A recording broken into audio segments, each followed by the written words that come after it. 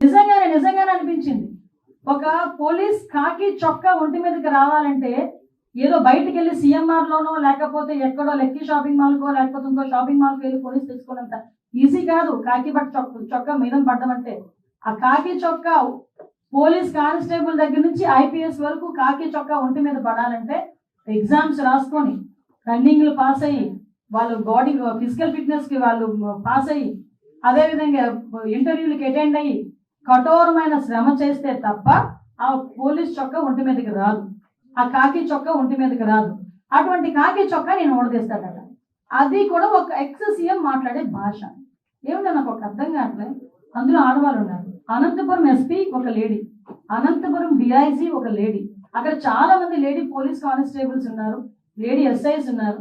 అలాంటి వాళ్ళ గురించి బట్టలు ఊడదీస్తాం అలాగే ఇలాగా మాట్లాడుతూ ఉంటే సిగ్గనిపించట్లేదా? సంస్కారమేనా అది? కనీసం ఒక సంస్కారంతో కూడిన మాట ఒక ఎక్స్ సీఎం గా మాట్లాడాలి అన్న ఇంగిత జ్ఞానం లేకుండా ఎక్కడికి వచ్చి మాట్లాడుతున్నాడు ఇది? ఒక విక్టిమ్ హౌస్ దగ్గరకు వచ్చి మాట్లాడే పరిస్థితి.